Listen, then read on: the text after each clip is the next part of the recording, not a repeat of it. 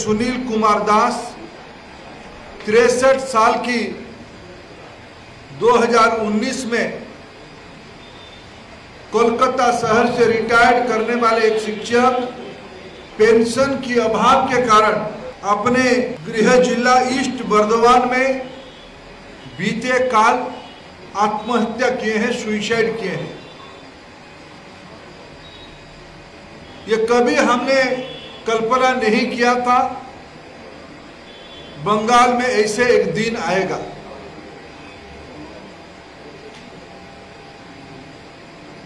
बंगाल में शिक्षा की मूल पिंड, मूल पिलर शिक्षक होते हैं। मित्रों, 2014 से स्टेट लेवल सिलेक्शन टेस्ट होने के बाद भी कल भी अखबार में आई है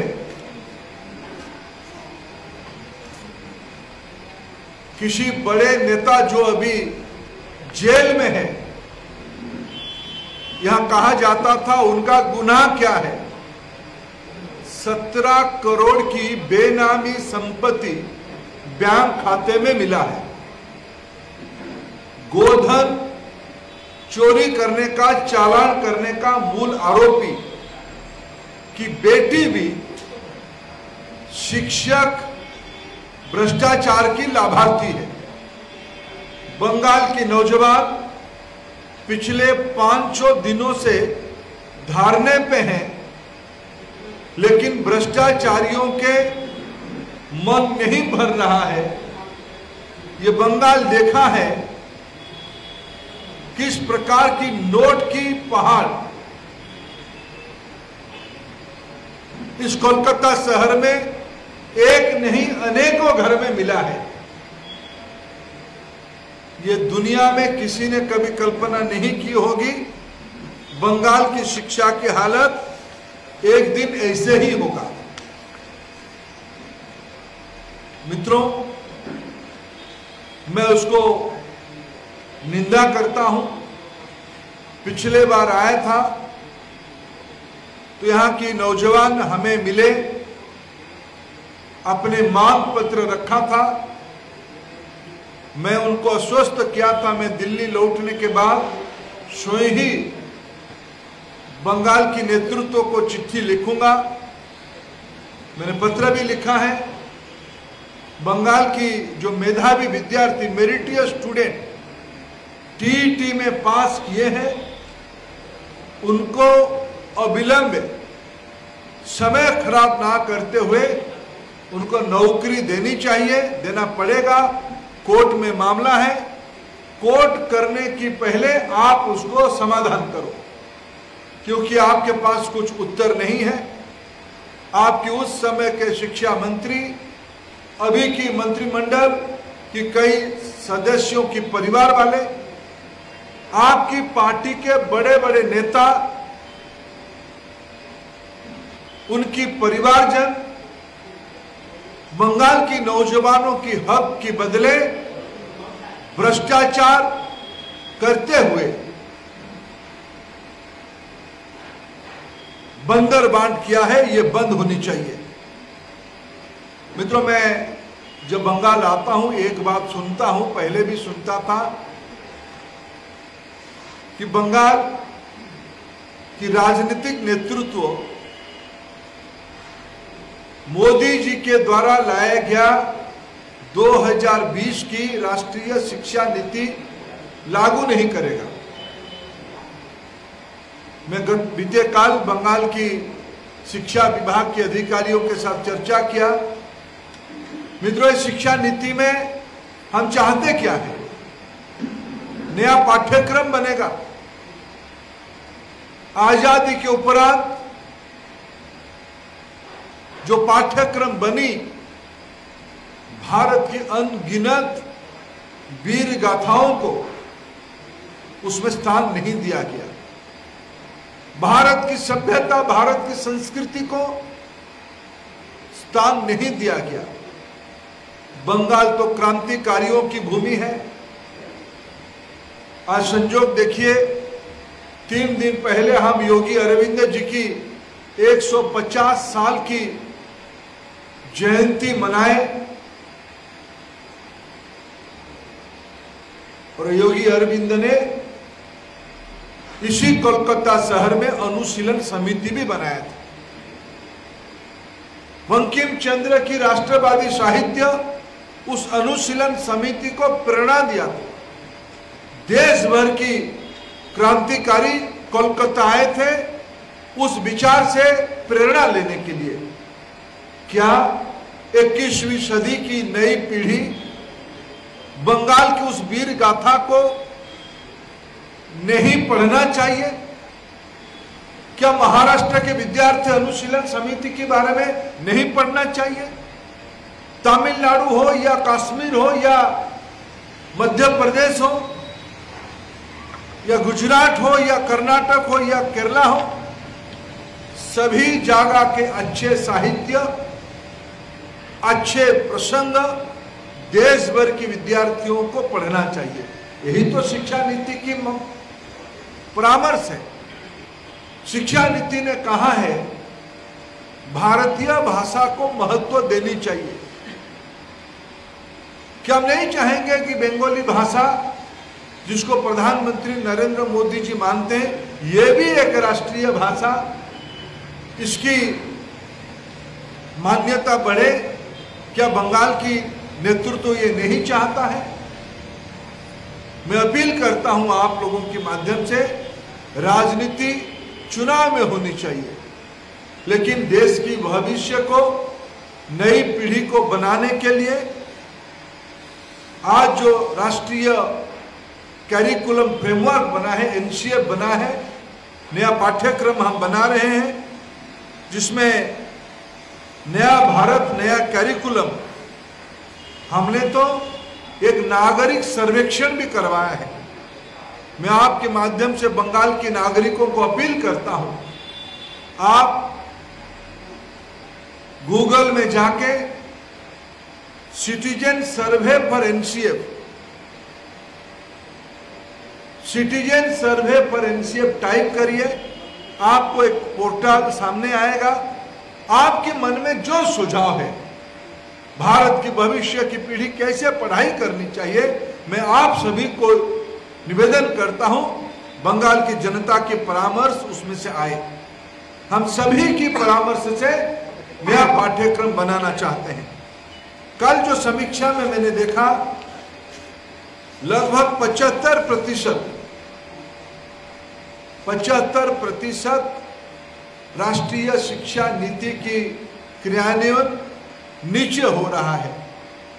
रोजगार के बारे में, भाषा के बारे में, 21वीं सदी की विज्ञान और गणित के बारे में हमें अपने विद्यार्थियों को तैयार करना है। बंगाल की सरकार राजनीति से ऊपर आके उस काम पे लगे। मित्रों, मैं एक स्पेसिफिक निवेदन आप लोगों के माध्यम से बंगाल की सरकार को करना चाहता हूं। हम लोग दक्षिण 24 परगना में उपस्थित है। दक्षिण 24 परगना में 2 नवोदय विद्यालय है। यह बहुत पुराना सैंक्शन है, लेकिन दुर्भाग्य से पिछले 10 साल से एक नवोदय विद्यालय, जो नवोदय विद्यालय 1 है, वो यहाँ एडमिशन नहीं करता है, पढ़ाई नहीं होता है। राज्य सरकार को इसीलिए अस्थाई घर देना पड़ता है, स्थायी भूमि देना पड़ता है। लगभग 50 करोड़ की खर्चे पे स्कूल की भवन होती है। जिले की गरीब विद्यार्थियों में सिलेक्शन करके 500 विद्यार्थी पढ़ाई करते हैं, सीबीएसई की कोर्स में पढ़ाई करते हैं। और मैं तो कल नवोदय विद्यालय 2 की समीक्षा किया। इस बार 12वीं में पास किया हुआ 40 विद्यार्थियों में से 25 विद्यार्थी आईआईटी, 25% यानी 10 विद्यार्थी आईआईटी, नीट, जेई इस प्रकार की महत्वपूर्ण शिक्षा में एंट्रेंस पास करके गए हैं। वे सब समाज के गरीब और निचले तबके की प्रतिनिधित्व करते हैं। मैं बंगाल सरकार को निवेदन करता हूं, जो पिछले 10 साल से अटका पड़ा है, नवोदय विद्यालय 1 की जमीन हमने बंगाल के लिए, ऐसे तो लैंड चाहिए 25 से 30 एकड़, लेकिन बंगाल की स्थान के अभाव को देखते हुए भारत सरकार ने पहले से ही नवोदय विद्यालय बंगाल में हो तो 10 एकड़ जमीन पे हो सकता है, इसे सुधार भी किया है। मैं बंगाल सरकार को निवेदन करता हूं, लैंड तुरंत ही उपलब्ध कराएं, नवोदय विद्यालय को हम तुरंत बनाएं, अस्थायी स्थान दें तो उसमें पढ़ाई जल्दी शुरू करवाएं और इस जिले की जो लगभग 55 से 60% गरीब और दलित आदिवासी परिवार के लोग हैं, ऐसे वंचित वर्गों के विद्यार्थियों को पढ़ने का हम अवसर करें, यही मेरा बंगाल सरकार से निवेदन होगा। और फिर मैं अनुरोध करूंगा कि 21वीं सदी में भारत को बनाने के लिए प्रधानमंत्री जी ने जो राष्ट्रीय शिक्षा नीति देश में सबकी परामर्श में से लागू किया है, उसको बंगाल की नई पीढ़ी को बनाने के लिए बंगाल की सरकार पूरी मात्रा में कोऑपरेट करे, सहयोग करे। यही निवेदन मैं आपके सामने, आपके माध्यम से बंगाल की जनता के सामने और देश की जनता के सामने रखना चाहता था। यही 1-2 विषय मेरे ओर से था। आप कोई प्रश्न पूछ सकते हो।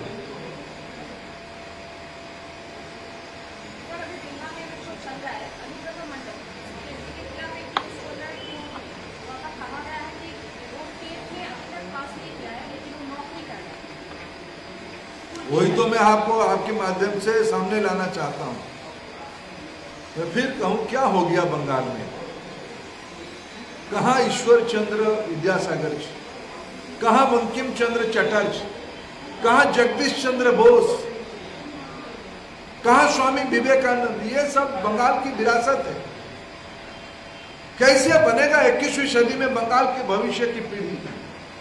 कम से कम जहां करते करते कटमनी शिक्षा में तो ना करते। ये बहुत ही दुर्भाग्यजनक स्थिति है।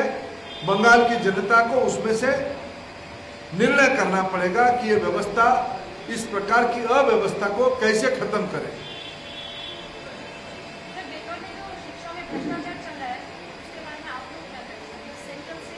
देखो, कानून को अपने रास्ते पे जाने दो। हम कुछ करे ना करे गाली तो खा ही रहे हैं। लोग आके धमकी भरा बयान दे रहे हैं। कानून के गुनहगार जो भी होगा, कानून उसके ऊपर कार्रवाई करेगा। हम उसमें कोई हस्तक्षेप ना किए थे, ना करने वाले हैं। कोर्ट और कानून को पालना करने वाले संस्था अपने काम करेंगे। धन्यवाद। आपका जो वाइस प्रेसिडेंट है दिलीप गोयल ने बताया कि पार्लियामेंट जो स्वतंत्र है उनको मानने के मीटिंग में किया है। मैं तो आज राष्ट्रीय शिक्षा नीति के बारे में आपसे चर्चा करने आया था। राजस्थान में जिस तरह जो दलित डिस्केस को आग से जलाया हुआ पर आपको, वो दुर्भाग्यजनक घटना है। वहाँ की सरकार की संवेदनहीनता की वो परिचय है। उसको कठोर से कठोर शब्द में निंदा करनी चाहिए। तो 100 दिन के लिए जो रुपया सेंट्रल गवर्नमेंट बंद किया है, यहाँ पर जिस तरह भ्रष्टाचार हुआ है, इसी तरह यहाँ पर जो सेंट्रल गवर्नमेंट कुछ हस्तक्षेप कर सकता है, क्योंकि जो टीचर जो रिक्रूटमेंट के लिए जिस तरह भ्रष्टाचार यहाँ पर हो रहा है। मैं आपकी मदद मांग रहा हूँ। आपके माध्यम से मेरे पार्टी की ओर से बंगाल की जनता को अपील करना चाहता हूँ, कम से कम शिक्षा में ये नहीं होनी चाहिए। इसको विरोध करना पड़ेगा।